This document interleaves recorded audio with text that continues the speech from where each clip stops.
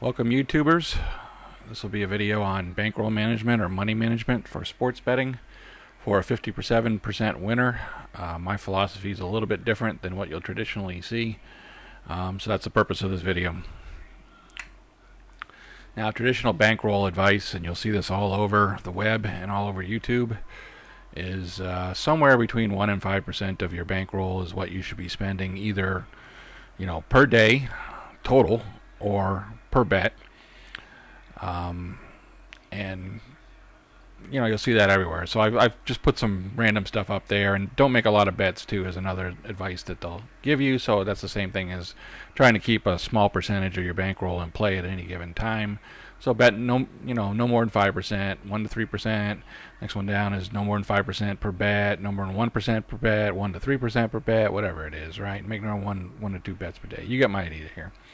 And I'm not quite sure, I do kind of get why that philosophy is in place, and but I'm not sure exactly why it's good advice. I mean, part of it would be that people know that you can have a large negative swing of 20 to 30 units, and so that's why they would tell you 5% is 20 units, basically 1/20th of your bankroll. That you won't lose everything. If you don't bet a whole lot of money, whereas if you bet a higher amount, you definitely have a percentage of busting out. The other thing is that they might just want to keep you in play longer. So you never know where this advice comes from, and a lot of it comes from casinos and people making videos that work for casinos, and they want to string you along. They want you to lose right away, and then you won't play anymore. So the more you get it, the more you play, the more addicted you get, I guess, if you have that addictive type. And that's really who we win our money from, is all those addicted types that won't quit. So let me go to the next page. So this is a script that I wrote that you can plug into Excel. You can type into an Excel, and it's going to give you some of the outputs that I'm going today. First of all, how do you know you're a 57% winner? And that's a pretty good number. Obviously, once you hit like 53 or 52.4 is usually a break even for a minus 110 odd spread bet. But 55 is really good, 57 is excellent, and then above that is really super, super good. So how do you know you're there? Well, what I recommend is that you go out and you don't actually bet. You go out and go to a site like wagerminds.com, www.wagerminds.com, and set up an account and go for a month and see what you get. And if you get, if you're getting better than 55, like you get a 57%, then yeah, you're made for this game. You might have got lucky for a month. That happens. You can go longer if you want, but you want to get a good representative sample. And also, my 57% is here not based upon money lines. That's a completely different animal. I've got videos on that. But legitimate point spread type games, or games that expect to have a 50-50 output here. So spread betting is usually 50-50. And with the odds of the payout of a minus 110 is usually your 50-50. So let me run through this routine. I'm going to talk about it, and then you can, like I said, I'll give you the Excel results that I got. It's random every single time, but it's pretty close. So this is for a 57% winner. The first line is randomized. You need to do that in computers, otherwise you get a different streams of zeros and ones.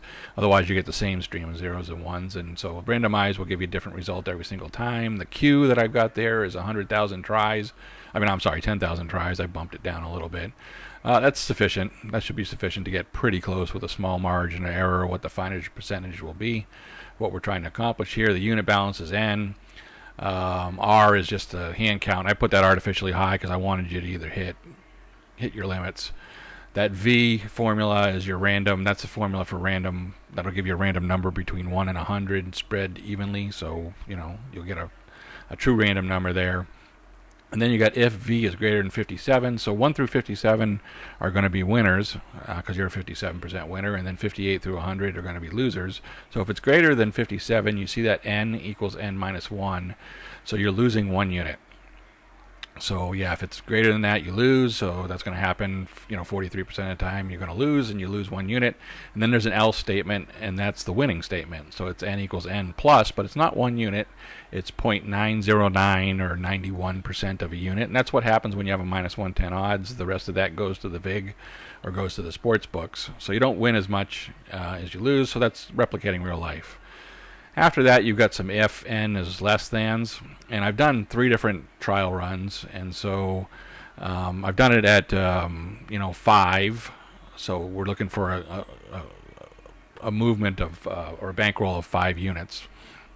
So that would really be 20% of your bankroll. 100 divided by 5 would be 20 units. So that's kind of 20% of your bankroll. And I did it with 10. So in other words, 10 units or 10% of your bankroll. And the one that's active down there is 20. So that's really a 5% bet, of or 1/20th of your bankroll.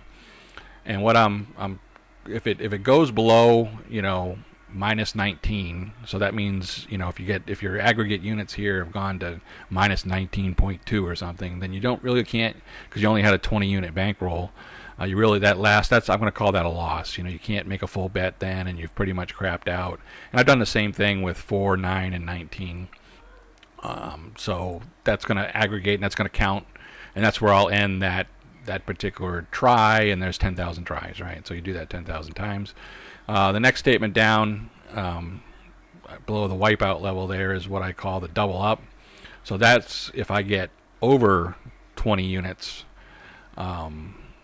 then it's going to count that as a win or a double up, and the same thing with 5 and 10. So now you've profited more than 20 units, then basically you've doubled up your bankroll. And I'll count how many times that happens. And the last cell down there is just a counter. I'm going to put it in a different cell depending on which is which and get the results. So that's the script. You can copy this over to Excel, put it in the Visual Basic. That's Alt F11 or Alt F8 will get you to those macros in Excel. And it runs different every single time. You can play around with the variables here, but what happens for this particular setup is on the left-hand column I got the results, the win, the loss, and the average bets per win. So this is where I'm getting to when you're a 57% winner. The second column with the -4 and greater than +5 is you're betting 20% of your bankroll. Well, you can expect to bust out 3,367 or 33.67% of the time, or a third of the time. Again, that comes pretty quickly, but the point is you only lose a third of the time, and 2/3 of the time you win. And the average bets till you win, when you win, will be a little over 26 and a half bets. So it'll take you to double your bankroll. So, it's got a big downside that you'll lose a third of the time, but you're going to win 2/3 of the time if you're a 57% winner. So that you shouldn't sit around, and that's a pretty aggressive scheme. But those are the results. Now, the next column after that is the 10 unit or +10, or you're betting 10% of your bankroll, which again is double the recommended. That particular case, you're only going to lose just under 15% of the time, 14.74, and you got an 85% chance of winning or doubling your bankroll. So 14% of the time you're going to bust out, 85% of the time you would double your bankroll.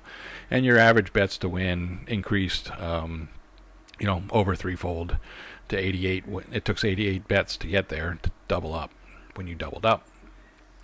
And the last column I got out there is the +20, so that's your 5% rule. And that you only bust out 2.2% of the time, and basically 98% of the time you win. So that's very low risk. Unfortunately, it takes 219 bets to get out there and double up your money. So as a 57% winner, your strategy can change. I'm just giving you some numbers so you can plan your own bank management, but I wouldn't sit around at like betting 1% or betting 5% of your bankroll, especially when you're starting out, just because if your bankroll is significant and you've built it up a long time, you can get a little more conservative. And I'll go to the next slide and tell you a little bit about that. But basically, those are some of the numbers. And when if you're just starting out with $100, and even if you bet $20 for a 5 bankroll, you get a 1/3 chance of busting out. Well, if you bust out, you just fund another $100. You can come up with $100, right?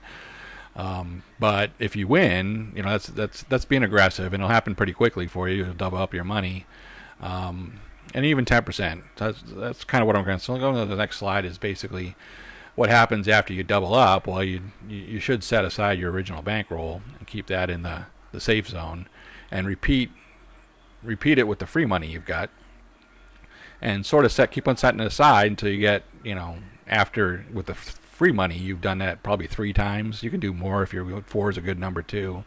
So now you got all this free money you've been playing with, and you just go along, and now you should double your bet up when you get to either 3 or 4 times, realizing that you're only your bankroll effectively doubles. So when you got those 3x of free money out there, if you were to lose right away, you would drop back. You'd still have 1x, right, of your original bankroll, and you just go back, you drop it back down on the bet level. But that's how you get aggressive. You don't really stay stagnant, sitting around betting 1% and never increasing your stuff. So that's kind of the easy way it works when you're 57% winner. I'm backing this up. A lot of people aren't 57% winners, and if you're not, you come to the right site. So true 57% winners should consider bets of 10% or more per their bankroll. That's my rule.